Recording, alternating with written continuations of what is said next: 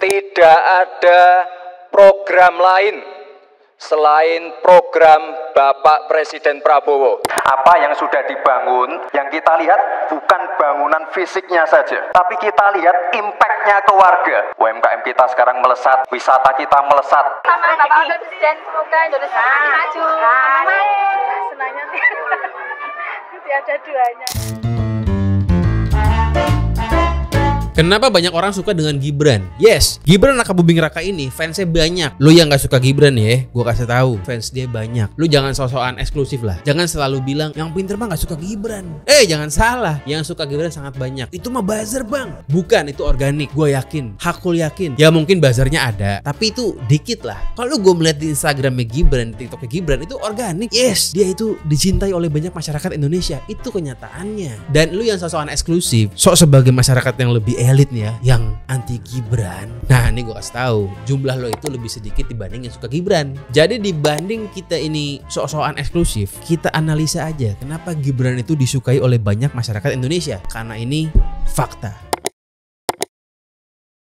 Gibran ini merupakan politisi yang sangat jago pencitraan. Yes, dan pencitraan itu tidak haram, bung. Pencitraan itu sah-sah aja. Jangankan si Gibran, dia kan wapres. Kita aja nih orang biasa selalu pencitraan. Beli HP ngutang, keluar negeri, duitnya minjol. Tujuannya apa? Biar bisa post di Instagram, biar dikira orang punya duit, orang berada. Itu kan pencitraan. Kalau kita aja nih orang-orang biasa boleh pencitraan, ya kenapa Gibran gak boleh? Sah, legal. Dan pencitraan beliau itu mantap. Dia itu bikin konten yang menggambarkan bahwa dirinya itu dekat dengan rakyat. Sering turun ke lapangan, ngobrol dengan warga-warga. Ya meskipun gua nggak tahu deh tuh dia ngerti apa nggak dengan obrolan itu ya, tapi citra dia bagus. Meskipun juga banyak kontroversi ya, dia bagi-bagi susu tuh. Ada yang bilang ini kerjaan Pak Lurah kok, yang ngerjain wapres. Ya tapi itu secara pencitraan, secara image di mata majority of the people good, great.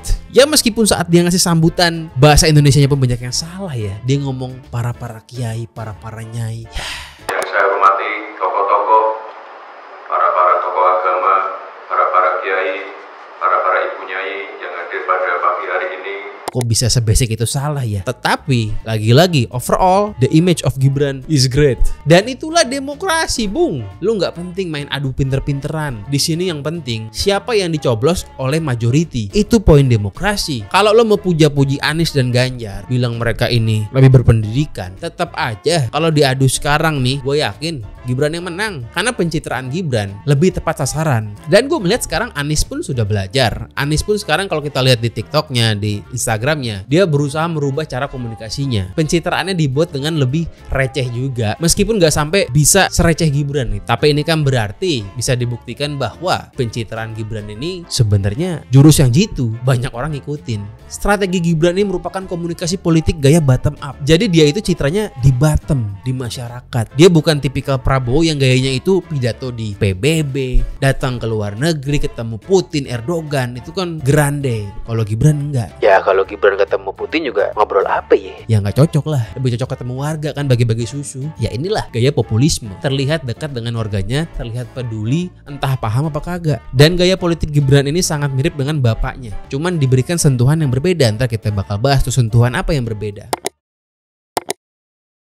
Kalau kita ngomongin gaya Gibran lagi-lagi, ini Jokowi banget. Belusukan ke pasar, ketemu wong cilik. Cara dia komunikasi pun kan nggak formal, lebih santai, lebih asik. Bedanya nih ya, kalau Jokowi itu kan fokus brandingnya sebagai pemimpin sederhana, pakai baju yang murah, nggak pakai jam tangan. Ya mungkin ada yang bilang kelemar-kelemar. Kelemar-kelemar ini kan bagian dari pencitraan ya orang sederhana. Karena kalau dia berotot, ya dia nggak sederhana berarti kan. Berarti kan bisa beli whey protein. Kalau kayak Andika Perkasa tuh nggak bisa dia bilang orang kecil. Ya badannya keker, whey aja mahal. Nah cuman kalau Gibran nih nggak sekedar sederhana, dia nggak terlalu sederhana seperti bapaknya lah, dia masih pakai jam tangan, tapi dia memberikan sentuhan pemimpin yang asik, yang milenial, yang Gen Z, yang anak muda.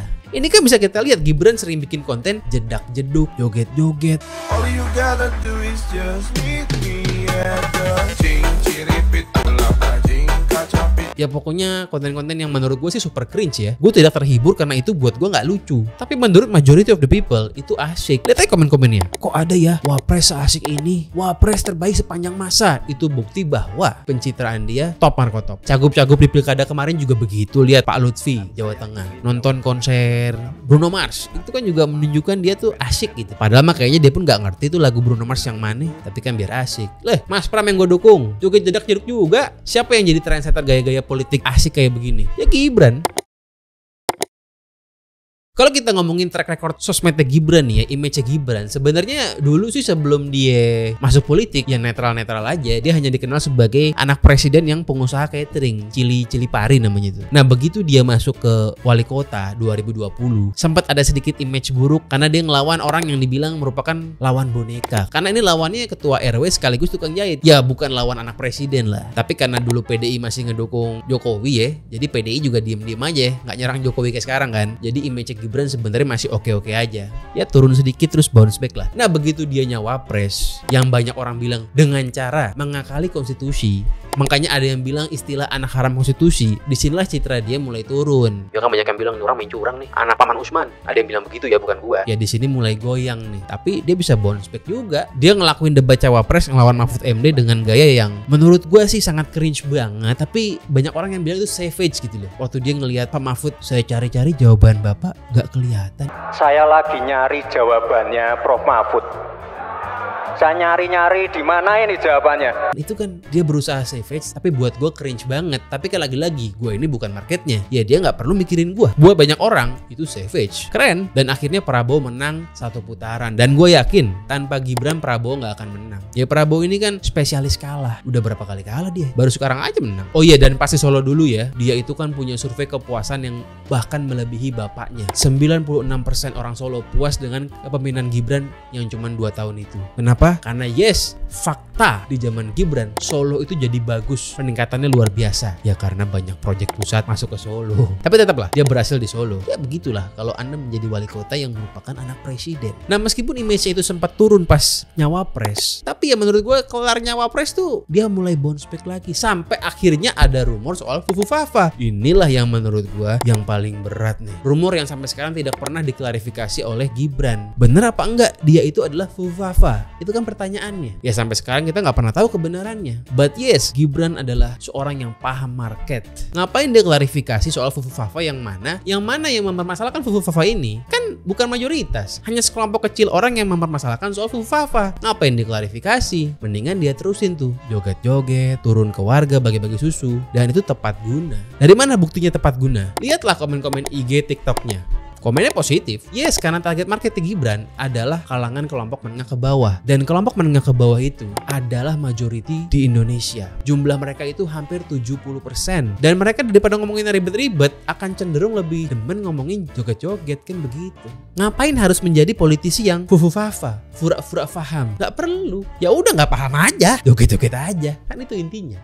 Apakah pemerintah kita betul-betul paham keadaan atau pura-pura paham? Pura-pura paham itu kalau diucapkan dengan lidah yang keseleo namanya fura-fura paham alias fufu fafa. Ya itu singkatan yang bagus ya. Fufu fafa, fura-fura paham.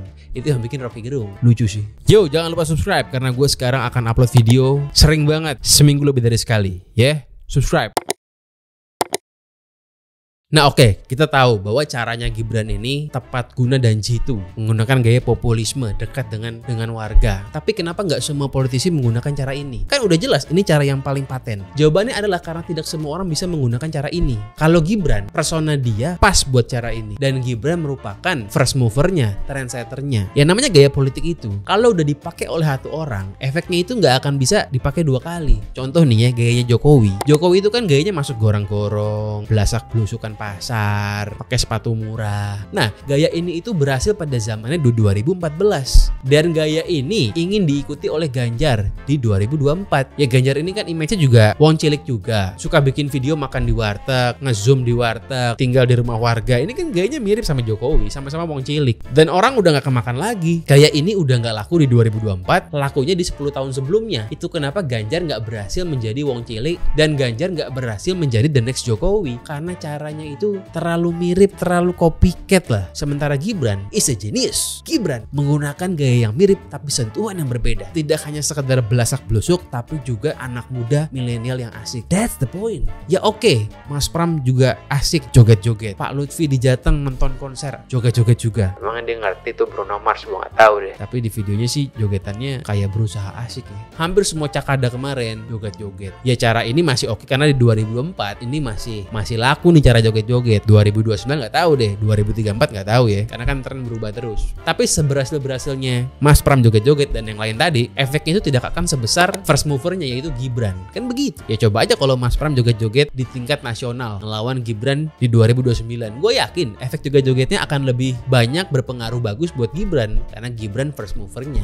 Ya apalagi Gibran ini kan beneran anak muda. Ya nggak muda-muda amat sih 37. Ya kalau yang ikutin orang tua kan lebih awkward aja gitu. Ya kalau ada kalian nih mau jadi politisi, jangan ikutin gayanya Gibran. Ya karena itu punyanya Gibran, mau diikutin pun nggak akan maksimal. Dan itu kan berhasilnya di zaman now. Nggak tahu nanti kalau kalian jadi politisi di 2034 dia joget-joget udah nggak laku. Sampai ke sekarang masuk gorong-gorong emang laku. Kalau ada sekarang politisi masuk gorong-gorong bukannya laku, diketawain. Ya makanya kalau lu pada nih mau nyalek, mau nyagup, ya lu mesti temuin gaya lu sendiri. Sama juga kayak deketin cewek. Zaman 10 tahun lalu deketin cewek, lu bawain tas cewek masih laku tuh, dibilang gentleman. Kalau sekarang mah dibilangnya orang dungu. Mana ada cowok zaman sekarang bawain tas cewek? Hah? Kecuali ceweknya emang butuh dibantuin ya. Kalau ceweknya nggak butuh dibantuin ya, lu hanya seorang yang dungu. Kalau sekarang kan zamannya deketin cewek itu apa ya? Udah nggak tahu sih. Tapi ya begitulah, semua gaya itu ada zaman. Dan Gibran atau mungkin timnya sangat cerdas, tahu zaman, tahu tren, dan tahu yang cocok buat Gibran. Jadilah dia sebagai politisi yang asik, dan gue yakin citranya Gibran ini akan sangat potensial di 2029. Karena dalam politik demokrasi, suara orang dungu dan orang yang tidak dungu itu sama aja, nggak ada bedanya. Dan di Indonesia ini kan mayoritasnya